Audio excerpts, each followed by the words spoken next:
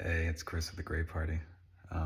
So today I'm going to get into, I talk a lot about these sort of media platforms and the algorithms behind them and how they're sort of motivated to get you to spend the most time like interacting with that particular platform.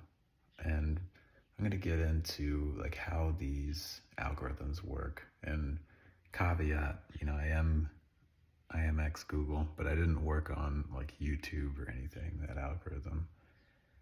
But I have kind of an idea of how the system runs, because I worked on during my time there. I worked on one entertainment platform. It was Chromecast. And this was like at the beginning, so I have an idea of kind of like the business goals of a platform like that, and like how those goals are achieved.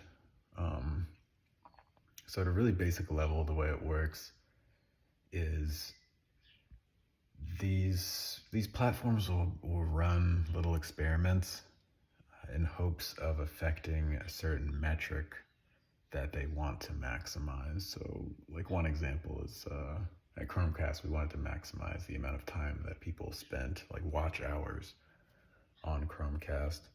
So you try out little things, different things. Like you might change the user interface in a little way.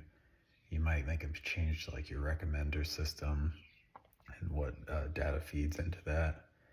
And then over time, using kind of like a statistical analysis, you determine whether those little changes have impacted the metric that you want to maximize. So over time, this happens over years and years, and it's always sort of like an ongoing thing. So like if you used YouTube like 10 years ago, obviously like the home feed and like the recommender system, like certain features are now like very different. But you can bet that all of that came to be through experimentation and sort of the discovery that these changes have maximized the amount of time that users as a whole spent on YouTube. You can also bet that, because a product like that is such a cash cow at Google, you can bet that the smartest people at the company, and you got like Google is a company with a lot of smart people, so the smartest of the smartest people were working on those experiments and coming up with those ideas. And the other thing, which is what I can add uniquely to this sort of conversation, is that like a lot of these guys, like you might take a step back, like something like the 2016 election, where there was sort of like this postmortem of like, yeah, we discovered that a lot of foreign actors were putting out like uh, kind of suspect content on Facebook to mess with our election process. And there's this postmortem where it's like, oh, how could Facebook like allow this to happen? But what you have to understand is that the people that are working on this stuff, they're the best of the best. Like look at these sort of engineering problems in a very super technical level. Like they're thinking like, how can I engineer this? They're not necessarily thinking about the impact. It's not really their job. Like they're literally like in with the code that's going into this stuff, and their only real output that they're looking for is like how successful it's working. Like what are the watch hours? Like that's what they're looking for. Um, these aren't like they're not sociologists or like soft science people.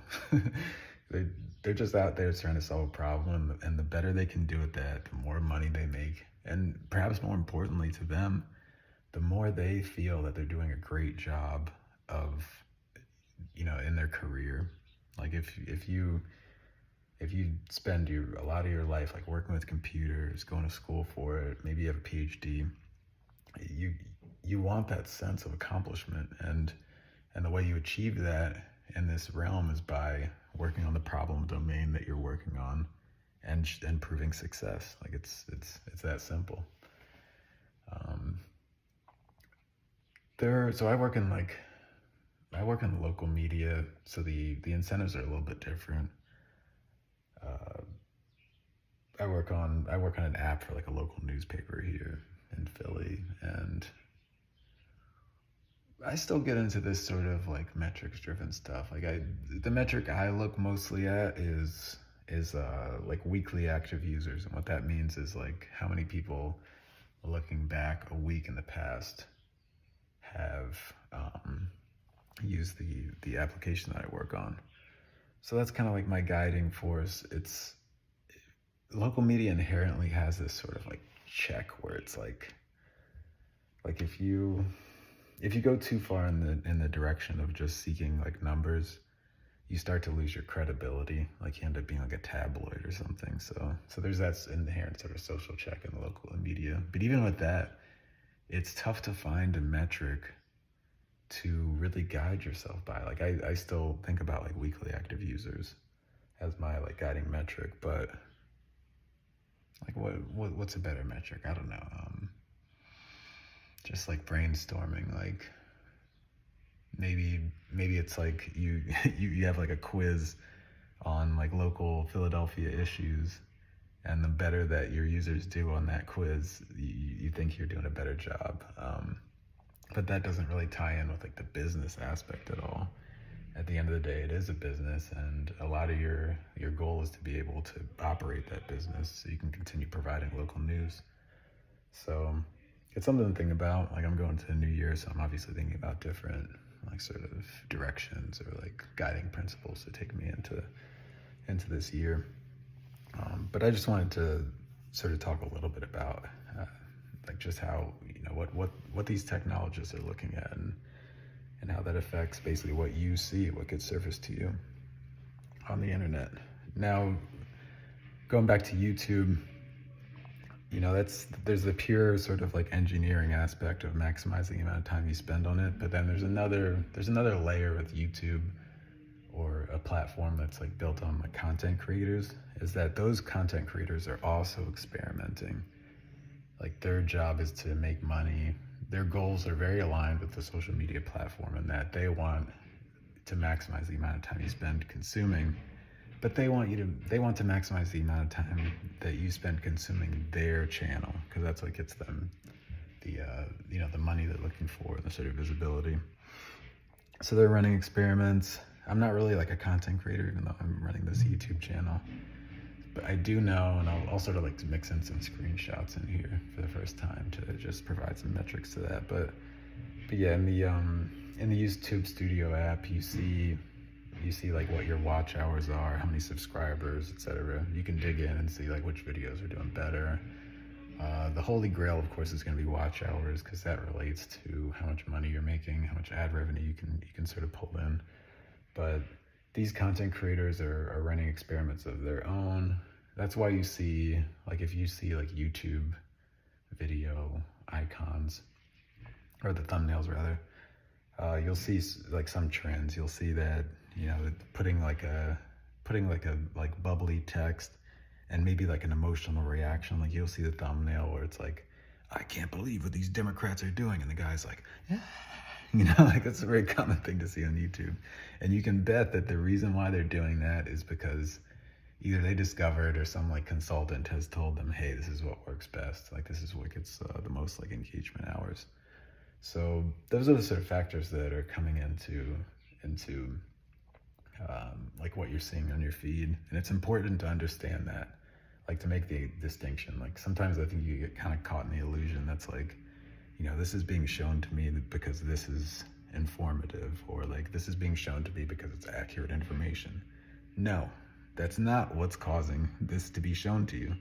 What's causing this content to be shown to you is because a bunch of smart people have decided that this is going to be the thing that you're going to engage with, and it's going to extend the amount of time that you spend consuming media on this particular platform. That's basically the only sort of reasoning that's going into that. And if you keep that in mind while you're watching things, hopefully you can be a little skeptical. Hopefully you can be aware that you're being entertained, you're being aroused in a certain way, you know, intellectually or emotionally, and that's what's going on. So that's it for me. I'll chop in some like screenshots of these tools I'm talking about, some of the things that I work on, like in my job in local media and like the YouTube creator studio app. But yeah, keep it gray. Keep in mind, next time some like content gets surfaced to you, either like a push notification or like, you're watching a YouTube video and there's like next up, just keep that in mind. The reason why you're being shown that is because this platform thinks that that's what's going to keep you on the platform. All right, peace.